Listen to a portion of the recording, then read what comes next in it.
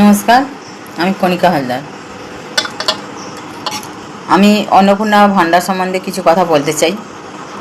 আগের মুখ্যমন্ত্রী দিতেন লক্ষ্মীর ভাণ্ডার, সেখানে এসসি এসটির যে সমস্ত মহিলারা 25 বছরের ঊর্ধ্বে যে সমস্ত মহিলারা আছে তারা সবাই পেতেন 1700 টাকা করে, আর যারা জেনারেল কাস্ট তারা পেতেন 1500 টাকা করে।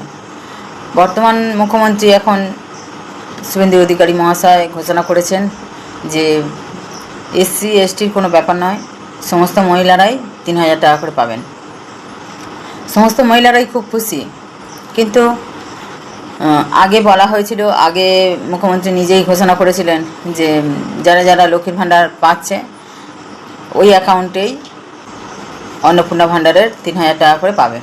কিন্তু এখন বর্তমানে পরিস্থিতি এমন হয়েছে যে 12 পাতার ফর্ম ফিল আপ করতে হচ্ছে অন্নপূর্ণা ভাণ্ডারের জন্য।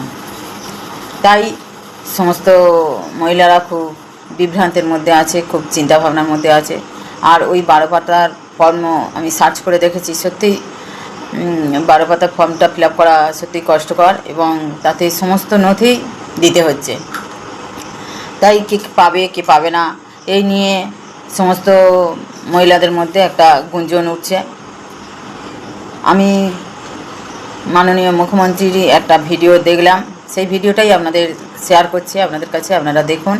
তাতে মুখ্যমন্ত্রী নিজেই বলেছেন যে কারোর ভয় পাওয়ার কোনো কারণ নেই। এটা উনি অনেক চিন্তাভাবনা করেই এই 12 পাতার এই ফর্মটা ফিল আপ করার সিদ্ধান্ত নিয়েছেন।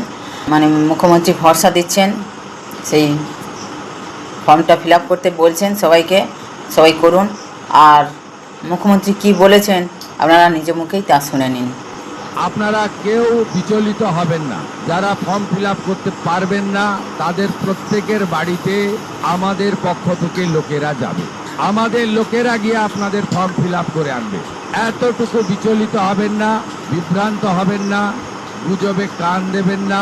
কারণ আমরা চাই প্রকৃত প্রাপকদের হাতে এই অর্থ পৌঁছাক। আমরা চাই না কোনো অভারতীয়র অ্যাকাউন্টে এই টাকা যাক। আমরা চাই না যে পুরুষদের অ্যাকাউন্টে মহিলাদের এই কর্মসূচির টাকা যাক। ইতিমধ্যে রাজ্যের বহু জায়গা থেকে অবৈধভাবে পুরুষরা যারা লক্ষ্মীর ভাণ্ডার পাচ্ছিলেন গ্রেপ্তার হয়েছেন।